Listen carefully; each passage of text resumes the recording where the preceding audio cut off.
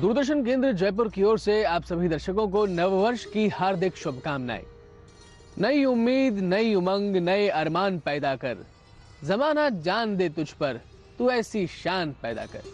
दोस्तों, मैं हूं निधीश गोयल और वाकई में जब तक मन में लहरें नहीं होती हैं, उमंग नहीं होती है, तरंग नहीं होती है, तो बात नहीं होती है, और बात नहीं होती तो मुलाकात नहीं होती है। और मुलाकात होनी चाहिए हमारी सफलताओं से, और सफलताएं आएंगी तब जब दिल में हरियाली होगी। और दिल में हरियाली होने के लिए कहीं ना कहीं शस्य श्यामल भरत भूमि में भी हरियाली का होना उतना ही जरूरी है। लेकिन ग्लोबल वार्मिंग के इस दौर में क्या कहीं कहीं हम उससे कुछ पीछे छूटते जा रहे हैं।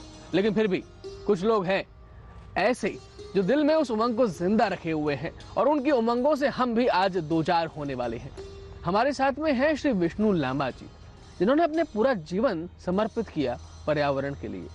पौधा चोर से ट्री मैन की उपाधि उन्होंने प्राप्त की।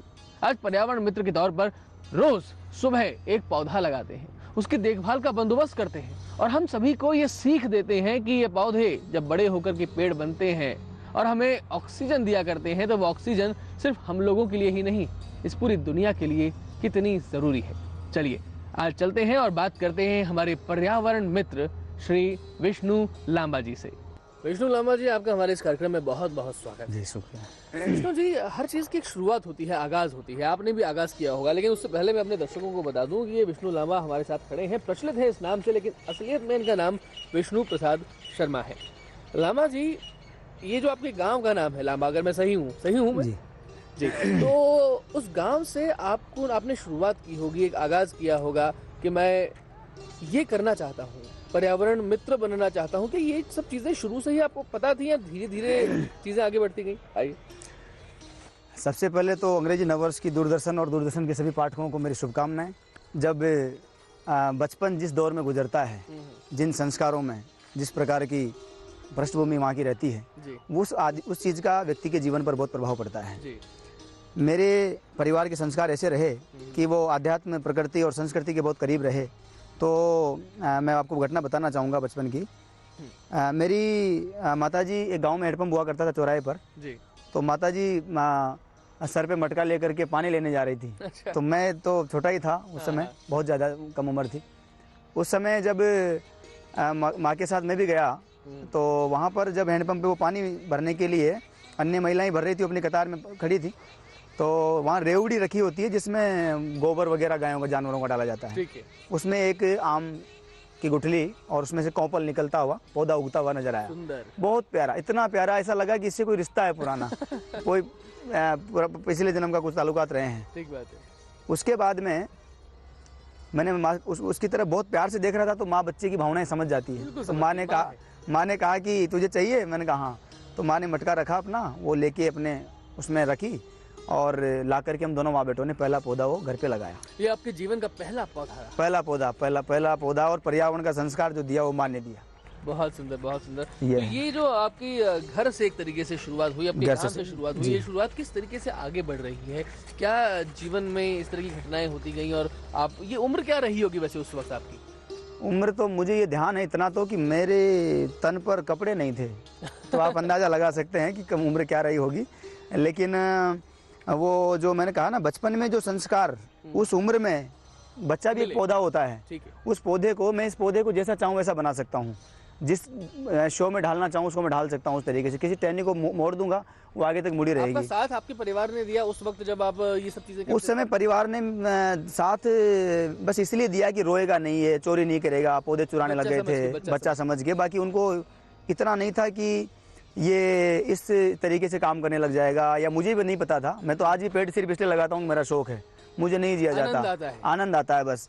अब पता चलने लगा है कि पेड़ लगाना अच्छी बात है, इसके कई सारे लाभ हैं, तो शौक में लग गया। विष्णु जी, जो चोरने वाली बात है वैसे ये नेगेटिव सेंस में जाती है, लेकिन हमारे यहाँ भगवान श्री कृष्ण माखन चुराया करते थे, और आप उन्हीं का एक पर्यायवाची हैं विष्णु, जो नाम आपका रखा गया है आपके माता पिता के द्वारा। आपने ये पौधा चोर की संज्ञा आपको कहाँ से मिली, क्यों कहा गया? ये सारे गाँवों ने दी, घर वालों ने दी, पूरी पंचायत ने दी, आसपास के गाँवों ने दी, और अब देश और दुनिया देने लग गई। तो अभी भी पौधा चोर के नाम से आपको जानते हैं लोग?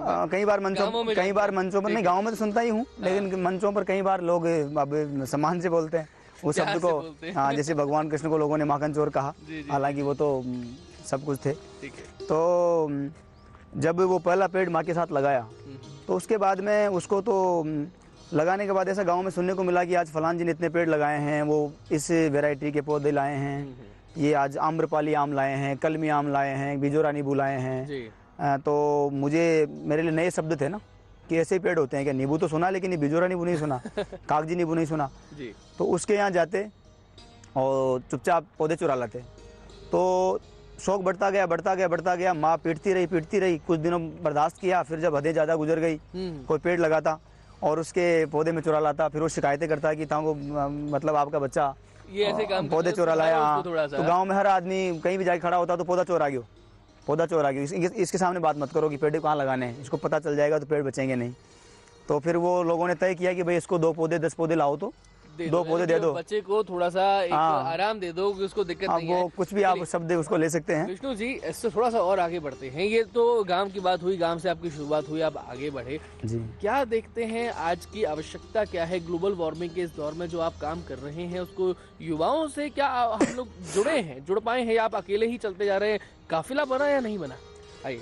जो काफिला बचपन में बना था जी, छोटा जो पौधे चुराने मेरे साथ जाते थे, वो जो टीम थी वो तो अपने अपने क्षेत्रों में लग गए, अपने कामों में जी। इस धुन के धनी हम रहे, ये परमात्मा की करुणा है। बाकी आज जब समाज ने थोड़ा कोई स्थान दिया है तो वो अब बात मानने लगे हैं। तब जो पौधा चोर बोलते थे आज वो लोग बात मानते हैं, सुनते हैं, लगाते हैं। आपको अब तो सब दूर देश और दुनिया ही। बाकी क्या है कि गांव में एक मैंने परिवर्तन जो देखा वो ये परिवर्तन देखा कि जो लोग पौधा चोर बोलते थे आज वो पौधा बचाने के लिए कुछ भी कर सकते हैं, वो पेड़ लगाने की बात करते हैं, पेड़ बचाने की बात करते हैं। राजस्थान का पहला गांव पर्यावरणीय दृष्टि से जो आदर्श ग्राम बना रहे हैं, कंक्रीट का जंगल हम खड़ा नहीं कर रहे, पर्यावरण दृष्टि से जो आदर्श ग्राम बनेगा वो लांबा गांव बनेगा। ये मेरा सपना था, बड़ा मन शुरू से इच्छा थी और इस बार ये पूरा होने जा रहा है। जो राजस्थान के वन मंत्री रेणुवा जी भी, राजकुमार रेणुवा साहब वहाँ जाने वाले हैं, घोषणा करने वाले हैं। इस तरीके की चीजें शुरू हो गई। गांव में बच्चे ने तय कर लिया, महिलाओं ने तय कर लिया। पर्यावरणीय आदर्श ग्राम यानी पर्यावरण से जुड़ी हुई हमारी प्रकृति और हमारी संस्कृति, इन 2 विशेषताओं से, विविधताओं को आत्मसात करते हुए जुड़ी हुई हर उस चीज से मतलब है जिसके मतलब ताल्लुकात इससे हैं। अच्छा। जैसे हर घर के बाहर एक पेड़, हर घर के पीछे पेड़, हर घर के आगे पानी की कोई स्थान पीने के लिए पब्लिक के लिए, पीछे जानवरों के लिए कोई स्थान, सड़कें अच्छी हो, ठीक ठाक हों, नालियां बनी हों, हर शमशान घाट में, हर आपके स्कूल में, हर पंचायत स्तर पर कोई सरकारी जगह हो, तालाब जितने भी हैं, तालाब के किनारे बरगद, पीपल, बोनसाई, छोटे छोटे पौधे, उनका अपना स्थान पर महत्व हो सकता है। लेकिन जो लॉन्ग टाइम का जो आपको वास्तव में पर्यावरण को बड़ा जो योगदान देंगे वो बड़ पीपल हैं, तो वहाँ पर वो लगाने। इस तरीके की चीज़ें हमने शुरू करी। और हर घर के अंदर वाटर हार्वेस्टिंग का कार्य ताकि वो पानी को बचाया जा सके। हर घर में हम कोई आध्यात्म से लोगों को जोड़ करके भाई तुलसी का पेड़ लगाओ, आंवले की पूजा करो, आंवला नवमी का हमारे यहाँ विधान है, हमारे यहाँ पर अन्य खेजड़ी का विधान है। आंवला की पूजा करने वाली मत्स्य पुराण में बताया गया है कि वो भांज नहीं रहती स्त्री उससे। खेजड़ी की पूजा हमारे यहाँ पर राजस्थान का रेगिस्तान का कल्प वृक्ष कहा गया है खेजड़ी, और हमारा राज्य वृक्ष भी है। तो इस तरीके की चीज़ें हमने शुरुआत करी और आज जो माहौल बना है वो तो देश और दुनिया देख रही है। विष्णु जी, हिंदुस्तान गांवों में बसता है, भारत गांवों में बसता है, ऐसा हमने हमेशा से सुना है। लेकिन कहीं ना कहीं आज शहरी संस्कृति हमारे ऊपर हावी होती जा रही है और हम उसको एकदम से छोड़ नहीं सकते। डिजिटल इंडिया की हम बात करते हैं, स्टार्टअप इंडिया की बात करते हैं। युवा दुनिया भर में जाना चाहता है और उस भव्यता को आत्मसात भी करना चाहता है। हम उसको एकदम से डिक्लाइन नहीं कर सकते, छोड़ नहीं सकते। फ्लैट संस्कृति में जहां पर लोग बाग 40वें माले पर रह रहे हैं, 16वें माले पर रह रहे हैं, उनके पास जगह नहीं है घर के आगे पेड़ लगाने की, पीछे पेड़ लगाने की, घर ही नहीं है, फ्लैट है। कैसे हम लोग एक ऐसा गिलहरी जैसा प्रयास भी कर सकते हैं कि हर आदमी के लिए मुमकिन हो हरियाली करना, उसमें सहभागी होना? क्या करेंगे? मेरा निवेदन ये है इस मामले में जी, हमने प्रयास किए जहाँ भी ये जो फ्लैट बनाए जा रहे हैं उस बिल्डर से हमने एक बात करी। 2 बड़ी चीज़ें, एक तो CSR एक्टिविटी का विषय कि इन लोगों को CSR एक्टिविटी करनी चाहिए, हाईकोर्ट के आदेश से लोग नहीं करते, तो हमने प्रयास किया कि वो करें। एक तो मन से करें और अंदर से करेंगे तो मजा आएगा उस चीज़ का। ठीक है, बहुत छोटा सा एक योगदान होता है कि कुछ पौधे लगाने हैं बिल्डर को, तो वो अपने आस-पास करे।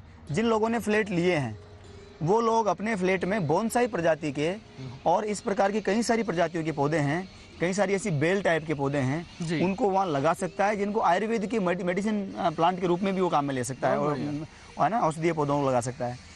दूसरा, छतों के ऊपर हमने छोटे छोटे किचन गार्डन ऐसे कुछ डेवलप करने की योजना हाँ, बनाई ये है। बहुत काम की बात है।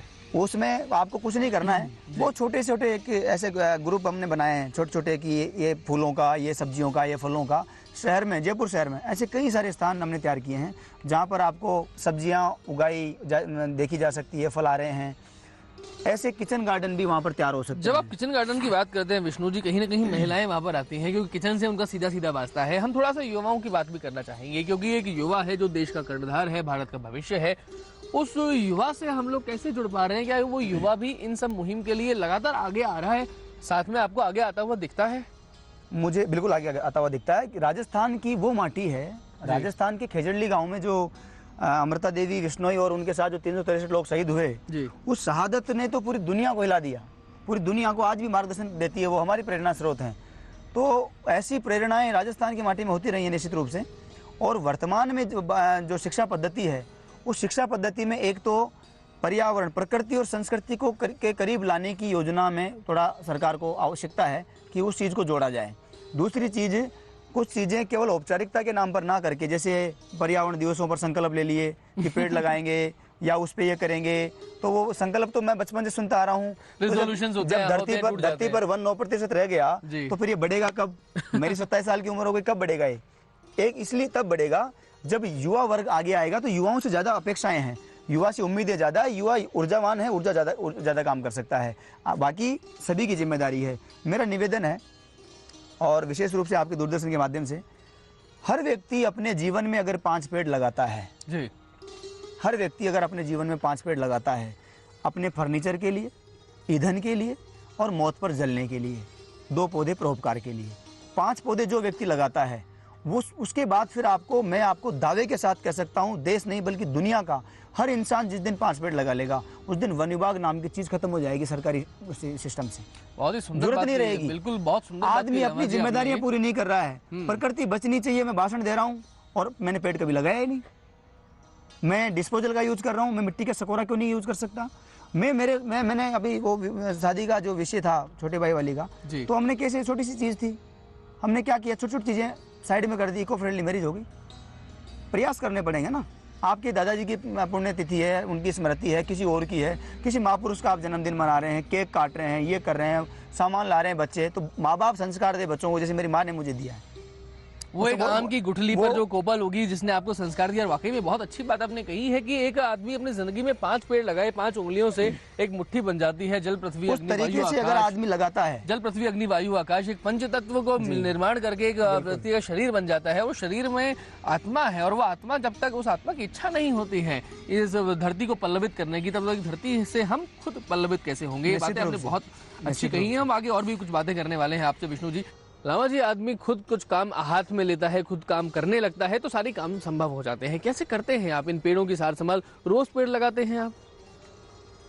मैं पिछले 15 सालों से, लगभग 15-16 सालों से जी, ये एक आदत में हो गया कि रोज एक पेड़ लगाना है। जी, तो कई सालों तक तो मैं खुद लगाता रहा। जी, अभी जब हमने संस्थान की टीम जब आगे बढ़ाई, जी, जगह जगह कलेक्टरों की टीमें खड़ी कर दी, तो फिर अब ये कार्यकर्ता, मैंने कोई सौगंध नहीं खाई थी, लेकिन वो संकल्प अपने आप हो गया। मन में आदमी के होना चाहिए ना, अपने सारी लेने से नहीं होता, वो करने से हो जाता है। ये जो संकल्प की आप बात कर रहे हैं, ये संकल्प हमारे युवाओं में किस तरीके से लेकर के आएंगे? संकल्प को मजबूती कैसे लेके आएंगे? छोटी चीजें आप अपने आप में बदलिए। अभी आप पूछ रहे थे कि कैसे नया कुछ प्रेरणा, परिवर्तन, छोटी छोटी चीजें। मेरे पिताजी का फोन आया कि भाई तू तो शादी कर नहीं रहा, छोटे वाले की शादी फाइनल कर दी, तो भाई जी पूछ रहे हैं कि दहेज के लिए। तो मैंने कहा आपने क्या जवाब दिया? बोले मैंने तो कह दिया कि भाई दहेज लेती भी नहीं है, देती भी नहीं है। तो मैंने कहा आपने दहेज के लिए मना क्यों किया, अपन तो लेंगे। बोले क्या बात कर रहा है? तो मैंने कहा उनको कह दो 2 पौधे चाहिए, 2 पौधे चाहिए। तो उन्होंने कहा कि वो समझ गए बात को, वैसे मेरी भावनाओं को जी। तो उन्होंने भाई जी को बोला, तो वो मुझे जानते थे भाई, वो पेड़ लगाने का काम करते हैं। तो उन्होंने कहा कि भाई कल्प वृक्ष तो नहीं है और बड़ा पौधा है, महत्वपूर्ण पौधा है, तो हम एक ट्रॉली आपको पौधे देंगे कन्यादान में। कन्यादान में ये दिया। तो कन्या, कलश और कल्प वृक्ष तीनों मिल गए। क्या बात है। उसके बाद में मैं आगे बता दूं आपको जी। जैसे दूसरा विषय, एक तो पौधे का हो गया, तो कन्यादान में पौधे मिल गए। दूसरा मैंने कहा कि शादी का कार्ड, तो बोले 150 रुपये का बना, इतना बड़ा बात हो गई है। तो मैंने कहा जिससे बात हुई है उसने छाप दिए, बोले नहीं। तो मैंने कहा मैटर आप मेरे को भिजवाइए, मैं देखता हूँ। तो 2.5 रुपये का कार्ड, 2.5 इंच का, और सारा मैटर उसमें आ गया। पर्यावरण का मैसेज भी आ गया, कागज़ बच गया, पैसा बच गया, वो काम हो गया। तीसरा फिर डिस्पोजल ग्लास की बात उन्होंने की थी, हमने कहा कि मिट्टी के सकोरे करो। डिस्पोजल प्लेट की बात उन्होंने करी, तो हमने कहा पेड़ खूब हैं गांव में, बरगद के पत्तल बनवाओ मेहमानों सबसे, और पेड़ के पत्तों पर खाना खिलाओ सबको। इस तरीके से ऋग्वेद काल के बाद ये पहला पर्यावरणीय विवाह रहा। दूसरा पूरा विवाह पर्यावरणीय विवाह, ये एक नया कंसेप्ट है मित्रों, बिकॉज ये ऋग्वेद काल के बाद में पर्यावरणीय विवाह की जो लांबा जी बात कर रहे हैं, ये पर्यावरणीय विवाह अगर चलन में आ जाए, बढ़ने लग जाए, तो शायद कहीं ना कहीं हम लोगों को शुरुआत हुई, प्रोत्साहन मिलेगा। उसके बाद हुई देश में कई जगह, अभी अजमेर में कुछ लोगों ने, हरियाणा में मेरे को बुलाया कुछ लोगों ने, अभी मैं उत्तराखंड जब गया था तब वहाँ पर एक मैसेज ऐसा देने की कोशिश करी कुछ लोगों ने। बारातियों को विदाई में वो जब जाते हैं तो पौधे दिए सब लोगों ने। कोई और ऐसा माइलस्टोन आपके जीवन में रहा? मैं आपसे करूँ जी, हमने कहा कि जमाना जब हम हटकर काम करते हैं तो देखता है जी। रेगुलर जो करते रहते हैं वो तो रोज पेड़, विष्णु लामा पेड़ लगाता है, रोज की बात, आम बात, कोई बड़ा काम नहीं है। लेकिन नया हटकर कुछ करता है, ऐसे करूं उस काम को मैं ऐसे करूं तो लोग देखते हैं। ठीक है। तो हमने सोचा कि विश्व में पहली बार हाथियों पर वृक्षों की शोभा यात्रा कराया जाए। हाथियों पर वृक्षों की शोभा यात्रा विश्व में पहली बार हाथियों पर वृक्षों की शोभा यात्रा हमने करवाई राजस्थान के पाली जिले की जैतारण तहसील में। वहाँ पर 51 मन गुड़ की लापसी और पेड़ के पत्तों पर खिलाई। पर्यावरण मित्रों को बुलाया पूरे राजस्थान से, जो भी पर्यावरण के क्षेत्र में काम करते हैं, 4-5 हजार लोग थे। वृक्षारोपण हुआ गौशाला के अंदर। चलिए, आपकी बात से ये तो पता लगा कि 4-5 हजार लोग हैं जो राजस्थान में पर्यावरण के हित के लिए काम कर रहे हैं। उस समय तो 7.5 लाख मेरे pass on paper, 7.5 lakh volunteer हमारे संस्थान में सब जगह से, तन से, मन से, धन से, हर तरीके से प्रत्यक्ष जो सहयोग करते हैं, हमारे इस मिशन को फॉलो करते हैं। युवा पीढ़ी के कंधों पर देश का भविष्य टिका है। दुनिया का सबसे बड़ा देश है हिंदुस्तान, जिसमें सबसे ज़्यादा युवा निवास करते हैं। मेरा सभी से निवेदन है, सारे युवाओं से मेरा आग्रह है कि इस देश की प्रकृति और संस्कृति को बचाने का सबसे बड़ा जिम्मा है तो वो युवाओं पर है। युवाओं को निस्वार्थ भाव से हर प्रकार के मत, दल, पार्टी, विचार, संप्रदाय, जाति, हर चीज़ को छोड़ करके पर्यावरण धर्म निभाने की ज़रूरत है। पर्यावरण के प्रति आगे आने की ज़रूरत है। देश में कहीं भी पर्यावरण का अहित हो रहा हो, निस्वार्थ भाव से, निष्पक्ष भाव से, पूरी ताकत के साथ बोलने की ज़रूरत है। पर्यावरण को बचाने की ज़रूरत है। ये याद रखना चाहिए कि राजस्थान की वो माटी है जिसने अमृता देवी बिश्नोई की शहादत को पैदा किया है। 363 लोगों के साथ उसकी शहादत हुई है, उसको जिंदा रखने की ज़रूरत है। हर आदमी अपने जीवन में अगर 5 पेड़ लगाता है तो ये ग्लोबल वार्मिंग, आज जो दुनिया भर में चीज़ें हो रही है पर्यावरण को लेकर के, वो सब समाप्त होगी। और नए साल पर हम एक नया संकल्प लें कि हर व्यक्ति अपने जीवन में 5 पेड़ लगाएगा और इस प्रकृति को, इस धरती को, इस दुनिया को संतुलित रखने के लिए, श्रृंगारित रखने के लिए, सभ्य रखने के लिए और सस्य श्यामला को बरकरार रखने के लिए अपनी आहुति देगा। ऐसी अपेक्षा आप सभी लोगों से हैं। पर्यावरण को बचाएं, दुनिया को बचाएं, धरती को बचाएं, यही मेरी शुभकामनाएं। पुनः भारतीय अंग्रेजी नववर्ष की आप सबको मंगल कामनाएं। आप नए वर्ष में कुछ नया कीर्तिमान स्थापित करें, इन्हीं शुभकामनाओं के साथ। धन्यवाद। मित्रों, रिजोल्यूशंस बनते हैं, टूट जाते हैं, बिखर जाते हैं, लेकिन जो बिखर गया वो मनुष्य ही क्या, मनुष्य तो वही है जो समेट कर ले आता है। तो संतुलन करें, श्रृंगारित करें प्रकृति को, साथ साथ में हम भी सभ्य बन जाएं, क्योंकि यही संतुलन ही तो है। कोई मानव की प्रकृति है, कोई किसी बीमार आदमी की प्रकृति है, कोई हमारे एक संतुलित आदमी की प्रकृति है। सब कुछ प्रकृति में निर्भर है। उस प्रकृति के निर्भरता के लिए 5 पेड़ जो विष्णु जी ने हमें बात बताई है, कोई ज़रूरी नहीं कि हर जन्मदिन पर एक पेड़ लगाएं, लेकिन क्या हम कर सकते हैं उन 5 पेड़ों की बात आगे करेंगे। अमीर काजरी ने एक बात कही थी कि बात निकली है तो दूर तलक जाएगी। हम बात करते रहें, क्योंकि बात करते रहेंगे तो बात बन जाएगी। तो ये बात बनेगी, प्रकृति से हमारी मुलाकात होगी। ऐसी मुलाकातें और भी होती रहेंगी। हमारे साथ मुलाकात करने के लिए विष्णु जी आपका बहुत बहुत धन्यवाद। नमस्कार।